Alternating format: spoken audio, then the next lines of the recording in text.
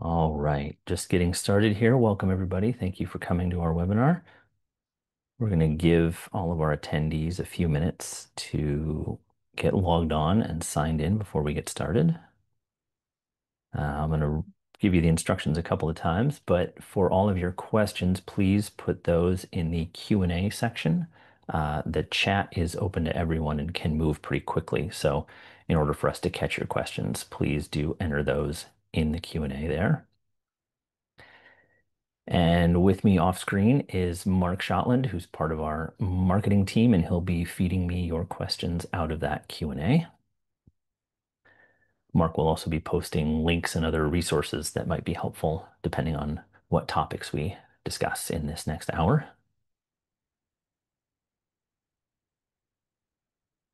And depending on where you're joining us from, there are live captions and also live translations. So if you have a preferred language that you would like to have those captions in, those options should be available in your webinar screen.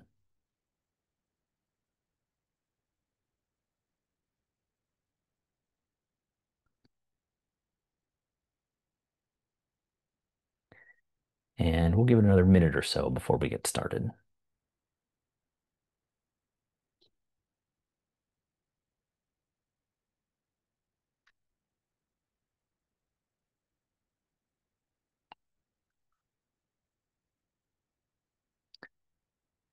And today we're just taking your questions. So paper, printing, file prep, matte versus photo, anything else that has been maybe a stumbling block in your printing process, or you're interested in trying something new or anything else like that, let us know.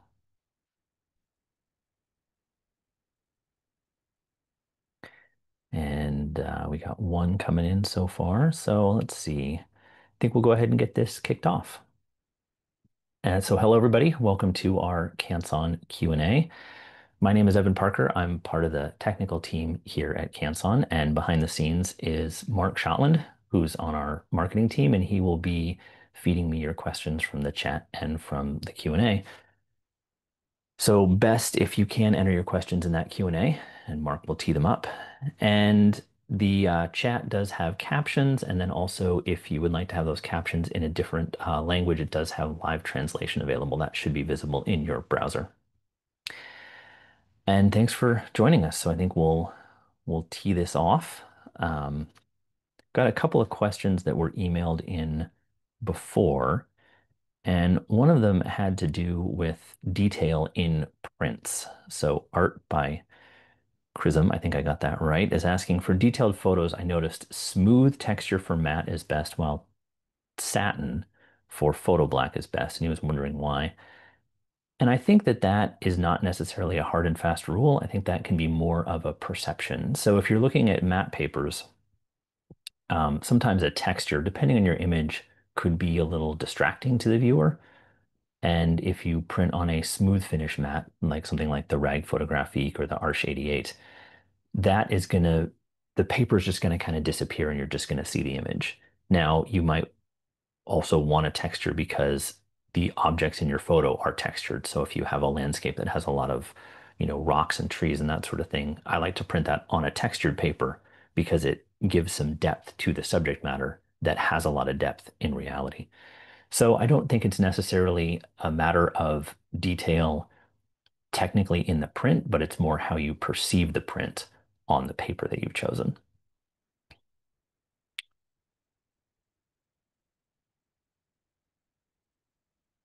Let's see, another one that came in. Um,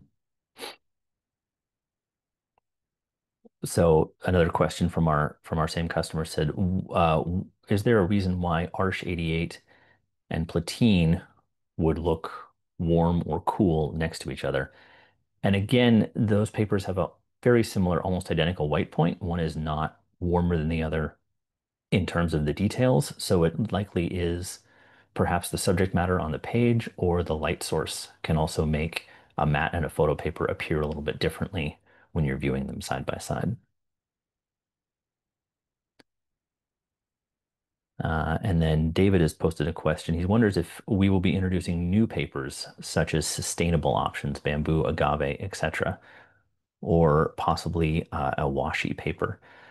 I'm not aware of any bamboo or agave or kind of alternative material papers in the pipeline. We did recently introduce the new Somerset line of papers, and then also just this month have updated edition etching and rag photographique with our new proprietary coating. The base material is the same, the texture is the same, all that sort of thing, but it does have a better coating, wider gamut, darker black point, that sort of thing. But in terms of the sustainable options or the alternative fibers, I'm not aware at this point of anything that we would be introducing.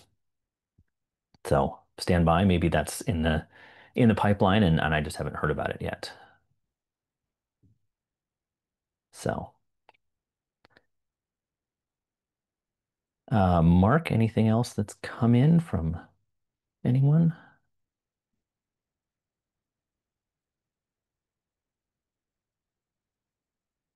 Let's see. So I know as well, often on media settings, we get a lot of questions regarding the custom media files for Canon that have been available for a number of years. And then recently, Epson has updated their custom media format so that we can now post and distribute custom media files for Epson. So if you have a newer Canon printer, the Pro series, or if you have a newer Epson P series, SureColor P series, starting with the 700, 900, and then into the larger machines.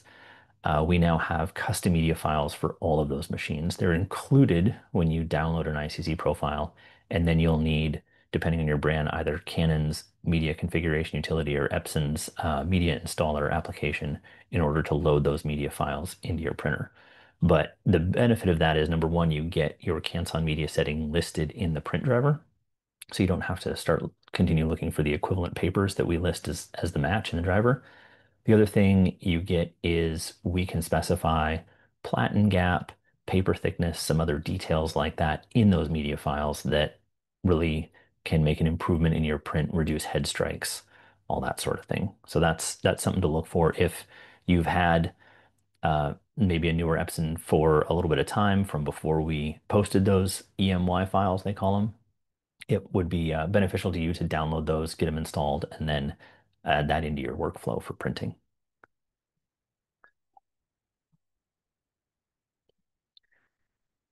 Let's see. So anyway, if you have any questions, go ahead and post those in the Q&A or even in the chat, and we'll get to them right away. And I'm going to look and see if we have any other questions that have come in. Let's see.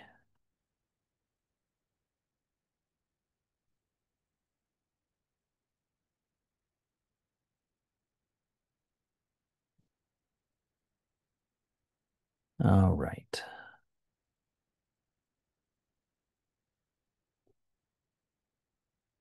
I think Mark has now joined us. Had a little technical challenge there, got him stuck backstage. Great. Thank you. I can hear you.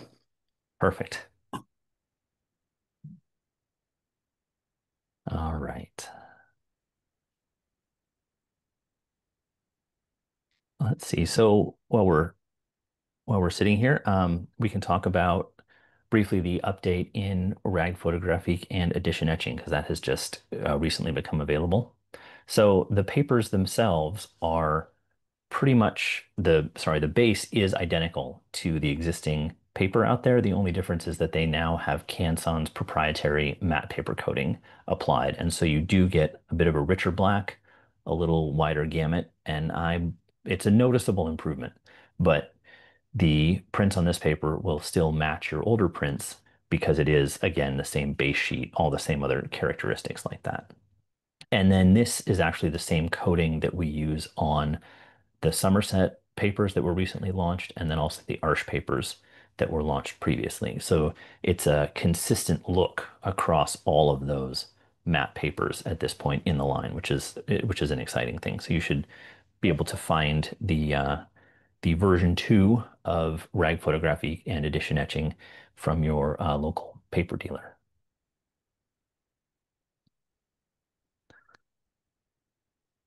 All right. I believe the chat's enabled now, so if you'd like to, you can use either Q&A or chat. We're monitoring both.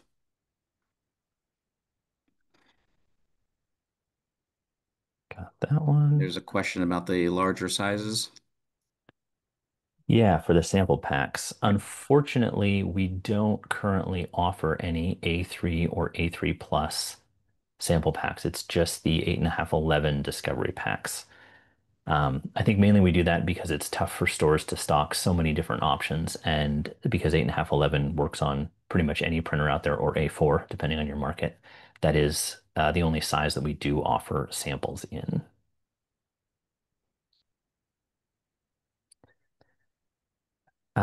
So in terms of, let's see, we have Chris here asking, I noticed the Platine looked neutral unless put next to the Arch 88 and the BFK Reeves Pure White. The two matte papers made the Platine look warm. Um, I would assume it is the eyes and the lighting conditions interpreting the white point. They, like I mentioned, they do have pretty much identical white points. They're all very neutral. The BFK Reeves Pure White is going to be 1 or 2 points less warm than the other two, but it's a fairly subtle difference. The other the other factor that could be influencing here is if you've printed them on a Canon printer that uses the chroma optimizer and it's run that out onto the border, that could possibly affect the warm tone of the paper based on if there's any tint in that chroma optimizer. So that could be a factor. It's always tough to say. One thing that I do really recommend for printing is having a reliable known value evaluation light. So Calibrite makes the graph light, Ilford makes a print evaluation light, and those have 2 or 3 specific color temperatures. They're the correct luminance for print evaluation, all of those things. And those are a good tool. I think they're both around $100 US.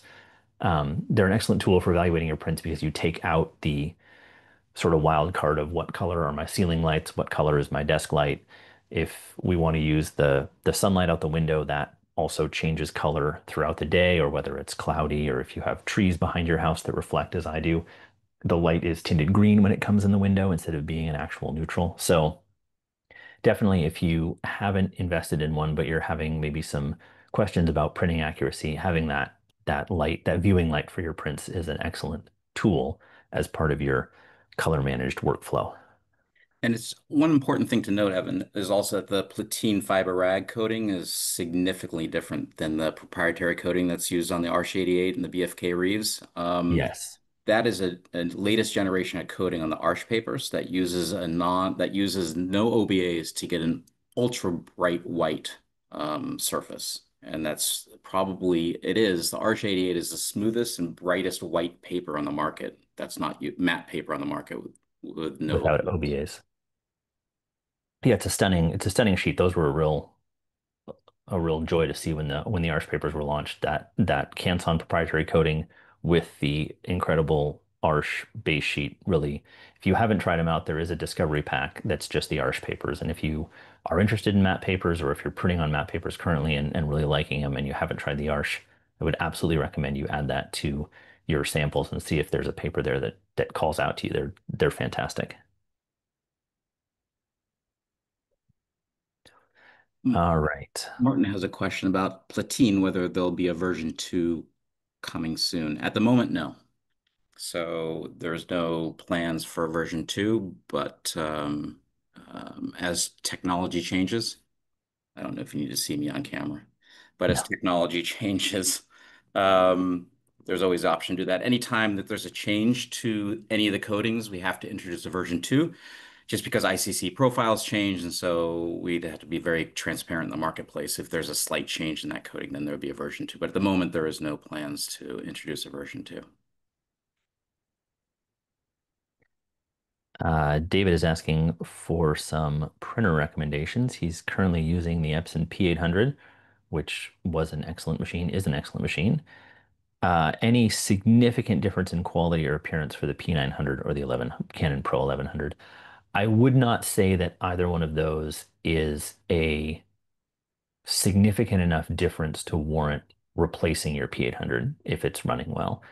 If you had a 3800 or a 3880, the models that preceded the P800, there's been enough changes in ink since that series that yes, if you have a 3880 and you went to a P900, you would notice an improvement in the black point and a larger gamut and that sort of thing. But I would say from the P800 to the P900, it's not a huge jump, and then the paper loading is a little bit different and some other things like that. So if your P800 is still running along, I would stick with that until it gives up on you, which hopefully won't be for a good long time.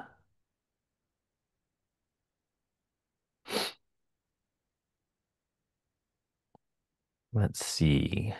Stefan is asking about recommendations for book printing. Currently, the Rag Photographic Duo is still available. That's a double-sided matte paper, but with the introduction of the version 2, there are plans, I believe, to sunset the Duo in probably the next year or so. Um, there are no double-sided photo papers in the line. The challenge we have with double-sided photo papers is the coatings don't lend themselves very well at all to folding or even a lot of bending. It can cause cracks in the photo coating. So we don't have a double-sided paper in the photo black range. So it's kind of tough. You can do obviously a one-sided or laminate pages, but that is a lot of work. So at this point, save for the Rag Photographic Duo in the Canson line, that will be the only one that would lend itself to book printing. And by photo black, you mean I'm sorry, matte black. That is only matte black paper that is you said photo double-sided. black. Just clarify the two because we have no photo black, like a Double-sided. glossy or a luster paper. That's double. Correct.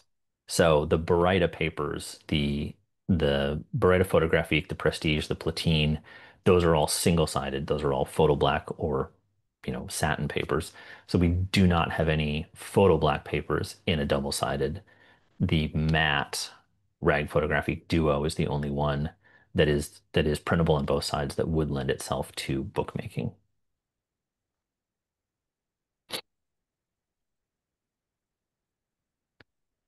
There was a question about Somerset. I think that was sent in earlier. Okay. Um, because Moab paper had a Somerset range of papers and Canson, and that was discontinued. And now Canson has one. Can you talk a little bit about the Somerset papers again? Yeah, so if you've used at all the Moab Somerset Enhanced Velvet, that was actually one of the earliest and oldest papers in the Moab line, and that was recently discontinued. And Canson has sort of launched or relaunched the Canson Infinity Somerset Enhanced Velvet, and that is a nearly identical base sheet, but with the new Canson proprietary matte coating. So the old Moab paper, I'd say that coating was probably 20, 25 years old, whereas the Canson is that brand new coating. So if you were a user of the old Moab Somerset Enhanced Velvet and you make the change to the Canson, Canson Somerset Enhanced Velvet, it's going to be a massive improvement. It's a it's a fabulous paper. It's going to really give you all around gamut, um, black point, white point, uh, uh, gamut transitions, tonal range, all that sort of thing is going to be superior. And again, that is the coding that's shared across the Somerset papers, the Arch papers, and then the Rag 2 and edition etching 2. So yes, if you did use that old Moab paper, step up to the Canon and it'll really up your printing game significantly.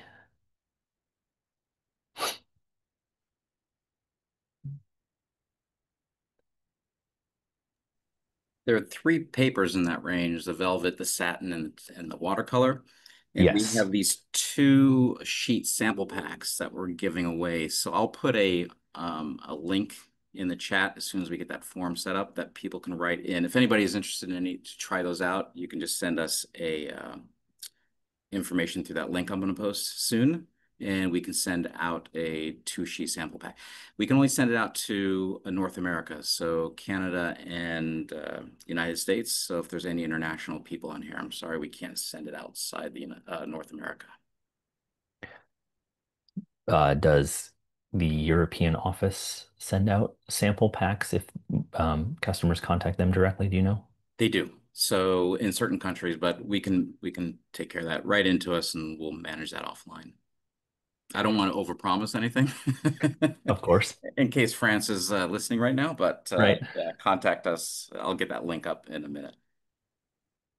So of course it's always difficult to show papers over a Zoom, but these are the three new Somerset papers. The satin is a nearly smooth finish, the velvet is a light texture, and then the watercolor is a heavier textured watercolor paper.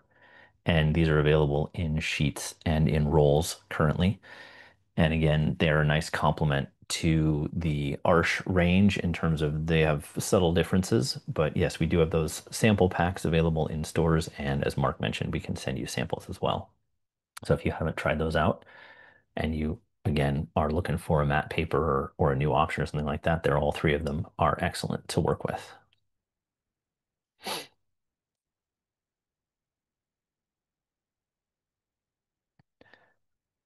All right.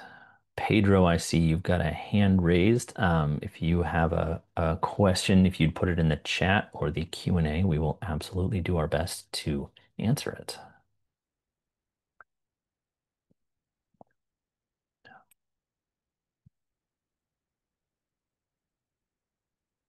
Let me see what else we have here. Did you Um, already answer the question about AMX1 files? Briefly, in that, yes, in that we do have custom media files available, and if you're downloading profiles for a newer Canon or a newer Epson, and when you look in the media settings on the website, it says AM1X file available. That is to let you know that we offer a custom media file along with that ICC profile.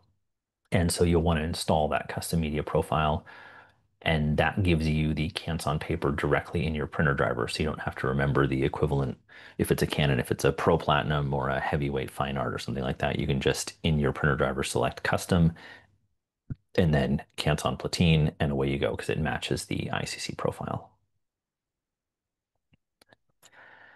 Uh, Chris is asking about white points for the Prestige and the Platine. Um, yeah, so that white point data is available in the ICC profile. Let's see if I can quickly open those two profiles here. It's not without a special utility, it's not data that you can easily see just from your computer opening a profile.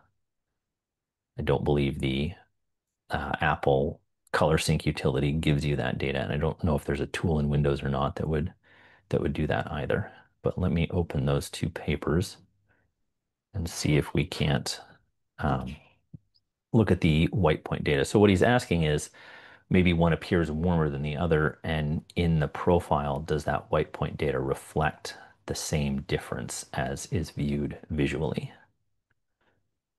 So let's take a look at that.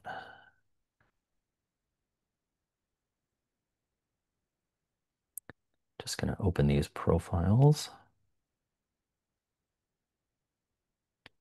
So we were looking for Barita Prestige 2 and Platine.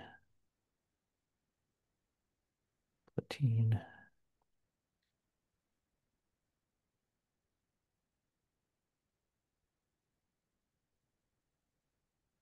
All right, so if we are looking at Platine and Prestige 2 in lab values, the Prestige 2 is 9700, which means it's a 97 white point out of 100. And then A and B are both 0. So that's neutral between warm and cool tone. The Platine is 98, so just one L value brighter, and that it from this measurement it is A0 and B1. So the Platine on paper is just one L value warmer than the Prestige. So it should be a very subtle difference if you look at them side by side. So hopefully that answers your question. The Prestige, according to this measurement on a profile that I made, is neutral at the white point, and the Platine is +1 on the B axis.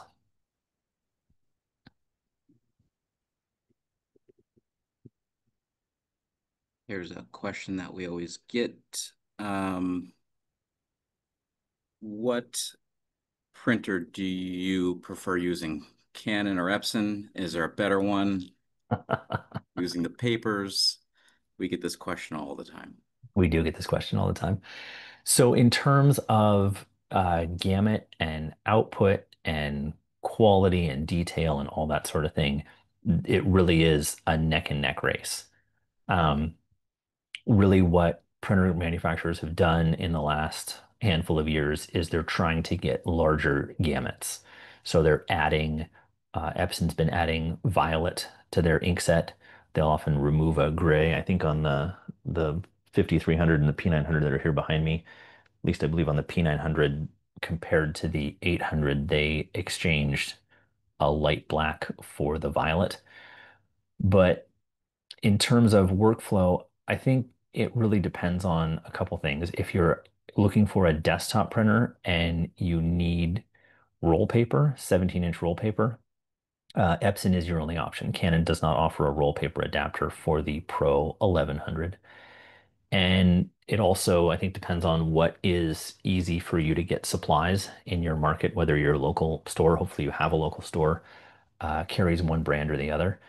And fine art paper loading is different between the two. Canon uses a rear single sheet feed. Epson on the desktop machines uses a front single sheet feed. So it's a different workflow between them. We have both models here in the office and run a fair amount of samples on each one. So, it really boils down to what's available to you, what fits your workflow. If you have preferences between the two, it's a I think it's more of a hands-on decision is the best way to decide if you hopefully you have that option available to you somewhere.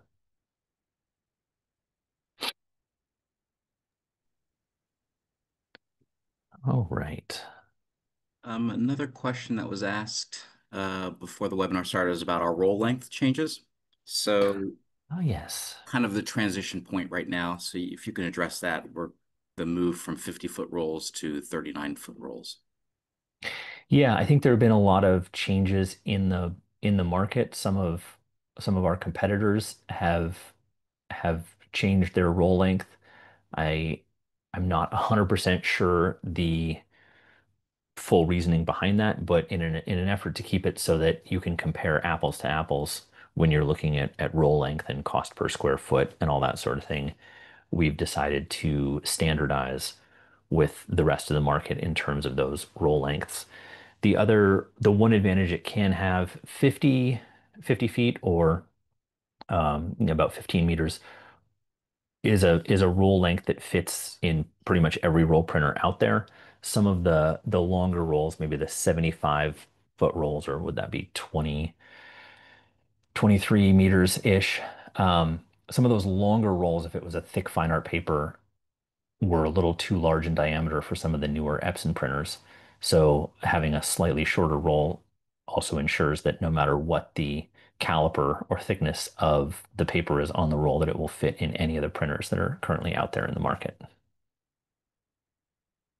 But yeah, definitely ask your reseller if you're restocking on rolls that you use a lot, or check the specs so that you know when those older 50-foot rolls have run out of stock and you'll be receiving the 39-foot rolls. I think that's 12 meters. And it's a transition phase. So as the current stock of 50 feet run out, then it'll be transitioned into 39 foot. So some of the resellers still have the 50 foot as discontinued, even though there's a replacement 39 foot. So we're trying to get all that cleaned up because it's quite a lot of SKUs that are moving around. But everything Yeah. is in stock, whether it's the 39s or 50s, we do have everything in stock. And if you do run into a reseller that you've had a favorite paper in the 50-foot length and they say it's discontinued, if they're not sure, you can always contact us directly to ask and we can clarify what's still in the market, what may have changed. You'll also see as time goes by the old rag photographique and edition etching running out. They will list as being discontinued because that specific SKU has been discontinued, but they have been replaced by the version 2, the rag photographique 2 and the edition etching 2. So don't be discouraged if you see those marked as unavailable or discontinued because they've just migrated to the new product. All right, back to the Q&A. David is asking, have the paper feed issues with the P900 been remedied? Um, Good question. I'm not sure. I know many years ago we had one and it was replaced under warranty because I guess some of the early versions did have some feed issues. But the unit that we have now has been feeding fairly consistently. So I guess I don't really have a decisive update on that if there was something specific that you were experiencing with your papers.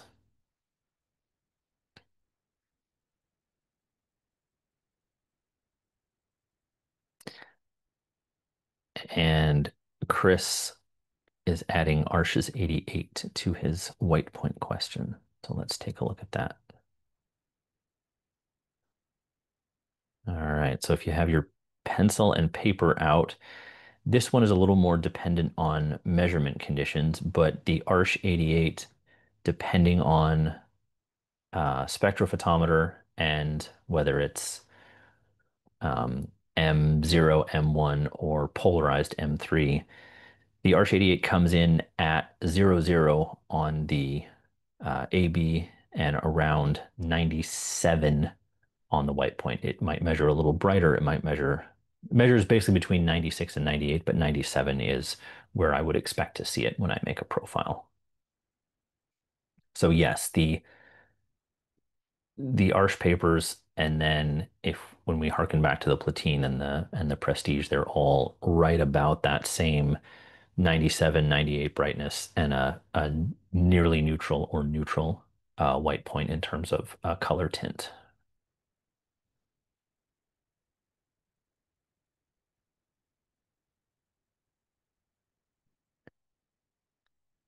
All right.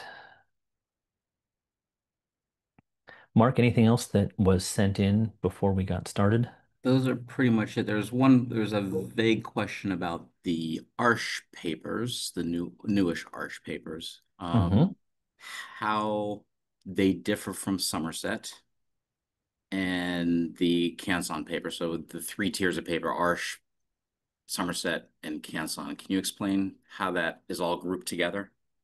Yeah, so the easy answer is that Arch and Somerset are specific paper mills. So the Arch papers have been in production for centuries. Same with the Somerset. Obviously, they've only been making inkjet for the last few years. But the Arch mill and the Somerset mill are actually now in the Canson family of companies. So the Arch papers, if you've been a Canson Infinity user for many years, the Arch papers were available quite a while ago and then um, got temporarily migrated to a different base stock. I'm not exactly sure what happened there, but those have effectively been relaunched with the newest generation. And one of the big benefits of the Somerset papers and the Arch papers is those are the same base papers that are available in the art market. So if you're doing painting, etching, lithography, offset, anything like that, those same paper surfaces that you've been using in your other artistic endeavors are available as inkjet papers. So specifically for reproductions, if you're looking to do inkjet reproductions of original artwork, you can match the paper one to one if you're using an Arch or a Somerset art paper. They all have different qualities. The Arch papers are all mold made, so they don't have a specific grain direction in the sheet. In a mold made paper, all the fibers are floated and then allowed to settle, whereas a continuously made matte paper, the fibers end up lining up in a direction with the water flow. So the arch papers are all mold made, which can give them a little more stiffness throughout the sheet. Um, the 88 is, as Mark mentioned, the brightest white OBA-free matte paper in the market right now. It's completely smooth. The BFK Reeves has some texture. The Aquarelle has quite a bit of texture. That's a classic textured paper. And so then I think the Somerset kind of fits in between. So the satin would be not quite as smooth as the Arch 88. The velvet is going to have a different texture from the BFK Reeves. And then same with the watercolor. It's a slightly thinner sheet than the Aquarelle. It does have a less aggressive texture. And so depending on if you're looking for very specific parameters in your cotton matte paper, you can pick between the two of those. And then for folks who have been maybe in the Canson Infinity line for quite a while, we have still the edition etching and the rag photographique. The rag photographique being a smooth finish and the edition having a little bit of texture. So there's not dramatic differences between them, but they all fit into their niche throughout the line from smooth finish to high texture in terms of matte papers.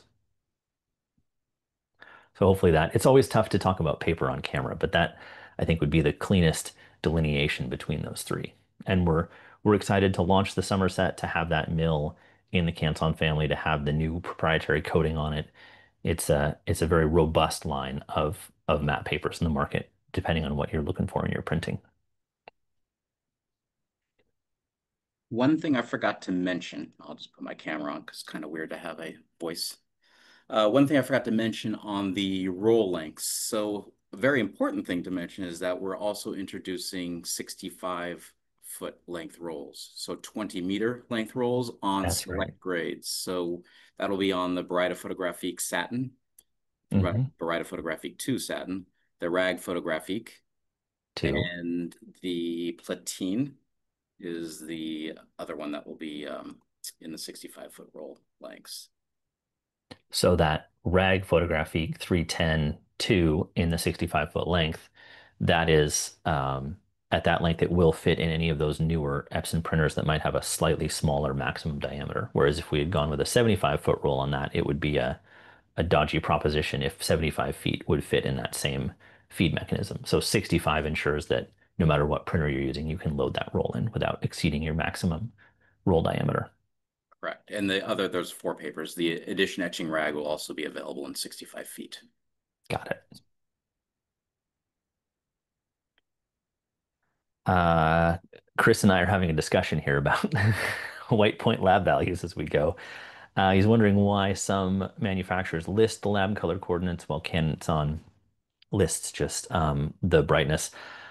Again, that's a decision made somewhere else. I can't quite speak to that, but it's something we can pass up to marketing and to the folks running the website and see if that's a parameter that they would have the ability to add based on white point if you're looking for papers with those specific parameters. And always, if there's a piece of information that you're looking for that's not on the website, feel free to email us and we can dig that up for you and let you know the answer to your specific question. Well, that is the end of the questions that I had from before we got started. Mark, anything on your end? No, nothing else. So this is a great opportunity if you have any questions to pick Evan's mind about anything technical or artistic related. He is a professional photographer in his own right. Um, this is the opportunity. Otherwise, if no questions, we can come to a close. Yeah, this was our first Q&A, I think, in quite a while. So thank you to everyone who did attend, and this will not be our last one. So if another question pops up later on, or perhaps if you have a friend or colleague who couldn't attend this webinar, if you're on our email list, you'll get a notification of when we schedule the next one. And then also, I believe this will be posted to Canson's webpage or YouTube page coming up. So if you want to revisit any of these discussions that we had in the future, you can do that. Martin, yes, please ask away. We're still going. And the goal of these webinars is to help everyone along in their printing journey because we've all run into dead ends.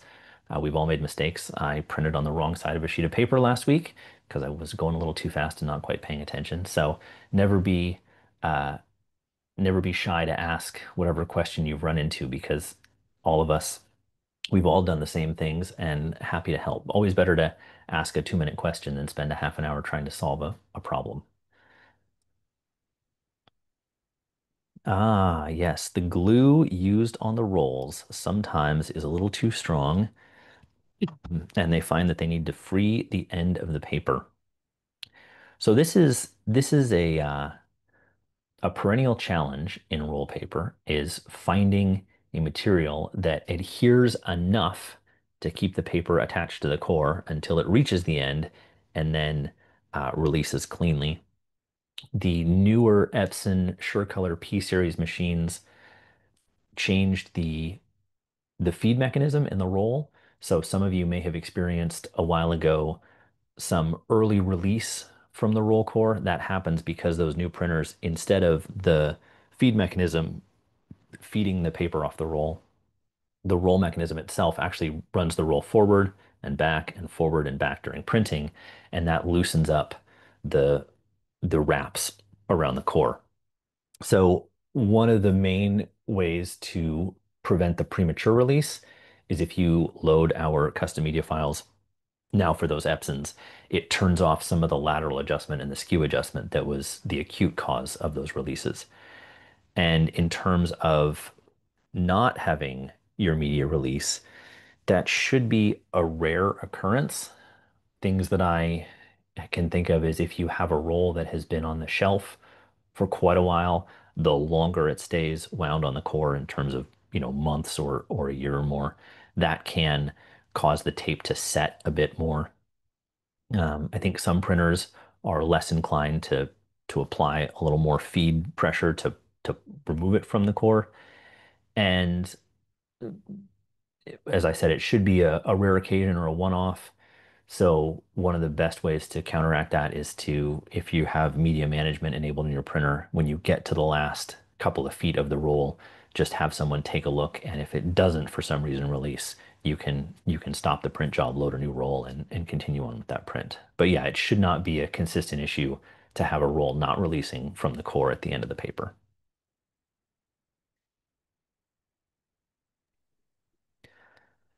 All right. Chris, I'm going to recommend that you and I have a conversation offline because I think you have a lot of really good questions. They are a little more specific to um, your setup. I can attack this one real quick, but if you want to email info at legionpaper.com, that will get forwarded to me and we can continue this conversation. But in terms of what are your thoughts on how I survey different people when visiting them, noting the lighting conditions, and then what's your advice if it's a toss-up between Arch 88 or BFK Reeves Pure White? So two things. If you're really working with what I would call gallery prints, or you're selling prints to clients and you're visiting them in their home or office where they're going to display it, it's always a benefit to have a conversation with them about lighting and potentially, it's a bit of an investment, but if you bring a color meter with you, you can see if the lighting they have, first of all, you can see what temperature it is, but you can also see if it has spikes and voids. A lot of, newer commercial LED lamps or things like that are not full spectrum. So you want to be aware of what your lighting conditions are because you might have a print that looks great under a full spectrum light and you bring it into an office or a hospitality environment or whatnot, and it doesn't look as good because maybe that light source is missing some of the blue wavelengths or some of the red.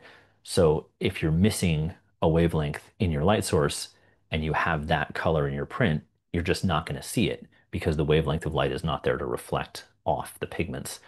So in terms of customer education, uh, if you're working in new construction, see if you can consult with the lighting designer. Hopefully they have one. If you're coming in after the fact, maybe you can get facilities to swap out some lamps. But if you do bring a color meter, then you have hard data right there that you can use in your presentation or to discuss with your client. Yeah, thank you, Mark. You put my email address in the chat there. So Chris, yeah, email me and we can work with this offline after the presentation. So the other question is, what's your advice if it's a toss-up between Arch 88 and BFK Reeves? That comes down to the preference of texture, and that is not to pawn it off on you, but that is the artist's decision. Again, Arch 88 is completely smooth, so what immediately comes to mind is if you have a close-up portrait or headshot or something like that, a smooth paper is great because it does not change the texture of the skin at all. If it's a landscape or something else like that, I would often lean toward the BFK Reeves because it has a little bit of texture, which just gives that image a bit more depth to the viewer. And, keep in mind, in all aspects, whenever you're choosing paper, you're using that paper as a tool to guide your viewer. You're speaking to them almost subconsciously and they don't know it. Most people don't go into a photo exhibition or a gallery and try to figure out, at an angle what paper that image is printed on. I am, of course, guilty of doing that, but I spend most of my days in the paper world. So when you pick a smooth finish or a textured, when you pick a Barita or a gloss or anything like that, you're making a statement to the viewer in terms of the substrate that they're not going to notice when they're going to look at the image, but it's going to influence their perception and how they see that image. So if you're really stuck, I would print a small sample on a couple different papers and uh, hang them up. Don't hang them right next to each other, so it's not a one-to-one, but hang one here, hang one there, make sure they're both illuminated the same, and study them for a little bit. Ask, have a small dinner party and ask your friends and associates to give you their feedback. And if you've chosen papers that have enough differences, my guess is that viewers will tell you different things about both images, even though it's the same image just on two different papers. So that's my differentiation advice in a nutshell. And Martin has jumped in here, says that image size and viewing distance can also make a difference, and that is 100% true. So a small print on a textured paper may be overwhelmed by the texture, but if it's a 40 by 40 or a meter square, it's going to be completely different because instead of viewing it at 6 or 8 inches, you're going to view it at 6 feet. And that really changes it. So again, yes, he's absolutely correct that in addition to how does the print look at its present size, how is it going to look at its final presented size, and how are you going to frame it, mount it, all those other options. So it's definitely an exploration, and it's one of those things that the more time you spend printing and exploring different papers and trying different sizes, and you'll start to get a sense of what fits your personal taste and the work you do and what your customers have in mind. Because sometimes our customers have a very specific thing in their head, and we need to adapt our art a little bit in order to accommodate how they want to hang it, where they want to hang it, the other pieces they have in their collection or their gallery or all those sorts of things. So they're all different factors that end up being personal to you and your work, but based on a wider survey of all of the options out there.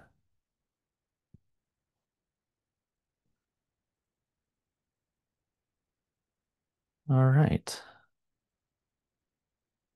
I think that catches us up. As Mark said, if you have any more questions, do get those to us, but we will do another Q&A here in the coming months, I believe, and we can attack another fresh batch of your printing questions.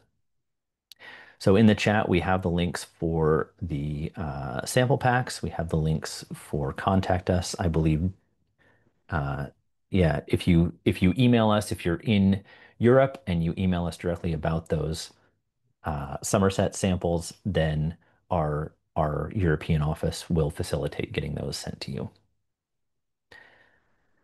So thank you all for joining. I hope this was helpful. And if you have any questions again after the fact or other things offline, you can reach us info@legionpaper.com, and we will see you again soon. Mark, thank you for uh, facilitating all the questions and other inputs. Thank you, Evan. Everybody have a great evening.